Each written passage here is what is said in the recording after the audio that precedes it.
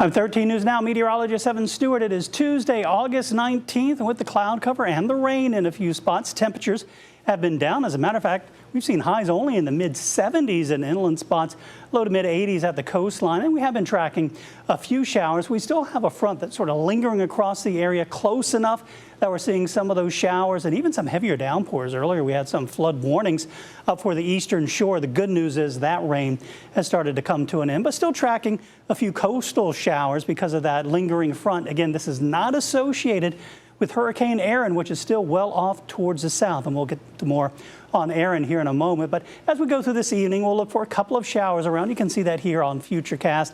Eventually, once the sun sets, a lot of that activity will start to diminish, and we'll just look for muggy and warm conditions overnight. Temperatures in the 70s, and that's where we will start things off on your Wednesday morning.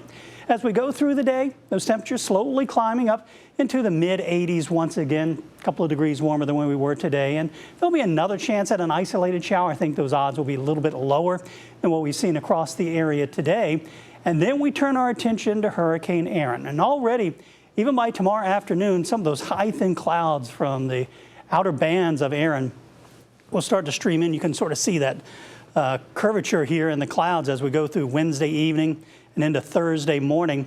And it's looking like the western edge of Erin, and we'll take a look at that satellite in a moment, is sort of being eroded a little bit by some dry air moving in, and that might keep some of the rain off the coastline and maybe some of the strongest winds away from the Outer Banks. We'll still feel the effects for the marine influences with the rough surf and those rip currents and those big waves. And we'll still see a chance at a couple of showers in some spots here as we go into Thursday afternoon. It'll still be breezy to windy as well, especially along the coastline. But again, the core of the storm, as we've been expecting and forecasting for quite a while, will remain well east of Hampton Roads. And then as we get into the day on Thursday night and into Friday, storm starts to move off towards the east, and we'll look for some cooler and drier air moving in as the system exits. So here's the latest on Erin.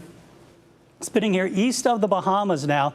And again, so get a little bit closer, you might be able to see how some dry air is being pulled in. The center circulation is about in there, and while we have seen some flare-up of thunderstorm activity over the last several hours, there is some dry air being pulled in, and it's really the eastern semicircle, the eastern half of the storm, that has some of the strongest winds and some of the heaviest downpours sort of being eroded on the western edge. You can see once you get back towards Florida and even most of the Bahamas, certainly breezy there, but not seeing any clouds or any showers associated with Erin. And that means that as the storm even passes by towards our east, that some of the heaviest of the winds and some of the heaviest of the rain will be on the east side of it. As of the 2 o'clock advisory, we'll get a new one at 5 o'clock. Winds of 105 miles per hour, still 655 miles south-southeast of Cape Hatteras and 630 miles here southwest of the island of Bermuda. And we started to see more of that turn to the north. The 11 o'clock advisory, we had northwest movement at 9 miles per hour. Now it's north-northwest at 10 miles per hour. So we're starting to see that turn. Starting to see a little bit of an acceleration off towards the north, and eventually it'll turn towards the northeast. Now you notice those wind speeds start to increase here. That's not necessarily a strengthening of the storm, so to speak. It's going to start to undergo a transition from a tropical system to a non-tropical system, and that wind field will continue to spread out, the storm getting larger, and maybe a little bit of an increase in that strength.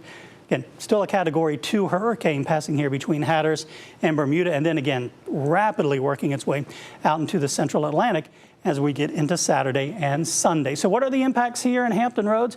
Well, we're looking for some big-time waves. We're talking 10 to 18-foot waves, maybe even some 20-foot waves as you get closer to the Outer Banks of North Carolina, and that will come mainly late Wednesday and into Thursday. As far as rainfall, scattered showers around the Outer Banks, maybe a couple of showers here in Hampton Roads.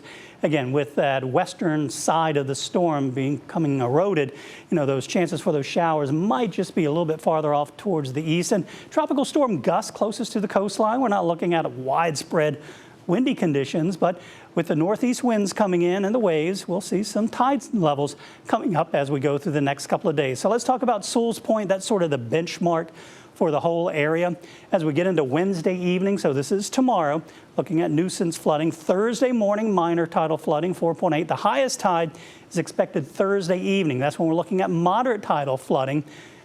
Tide levels coming up to 6 feet. 6.5 is considered major, so we're right there in the middle of that moderate flood stage. And then Water levels as the storm exits start to come back down, 5.4 as we head into Friday morning. That's Sewell's Point. Let's head up on the peninsula, Yorktown. Nuisance flooding Wednesday night, Thursday morning. There's that Thursday evening high tide coming up to at around 5.4 feet. That's considered moderate. In Yorktown, storm exits on Friday. Tide levels start to come down. And then finally, down along the Outer Banks, as you would expect, some of the highest tides coming around Duck.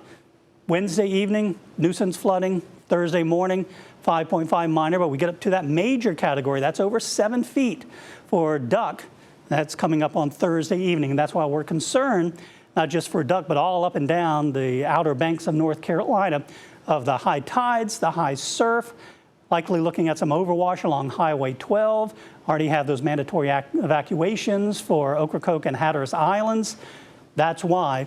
It's not so much, it's that overwash, and if you're still stuck on the island and the road is impassable because it's been washed out or there's so much sand on there, if you have an emergency, if there's a fire, if you have a medical condition, it's very, very difficult for rescue crews to get to you. And again, of course, if you're on Hatteras Island or Ocracoke Island, you got to take the ferry. So that's why we have the evacuations, because we are looking at those high tide levels coming up as we head into Thursday evening. So we've declared a weather impact alert for Wednesday night into Thursday because of the large waves, tidal flooding, gusty winds. So you'll definitely want to have a way to stay weather aware. Of course, we have all the updates on 13newsnow.com, 13 News Now Plus on your mobile device. And of course, we have constant updates every evening.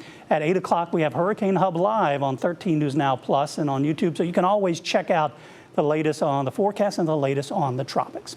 So for tonight, partly cloudy, muggy and warm, down to 75 and 86 tomorrow, becoming breezy later into the day, chance of an isolated shower, and then 79 tomorrow night, increasing clouds, breezy and very muggy and windy. Some scattered showers and downpours, especially closer to the coastline, 81 degrees, north winds 20 to 30, gusts to 40, and higher gusts along the Outer Banks of North Carolina.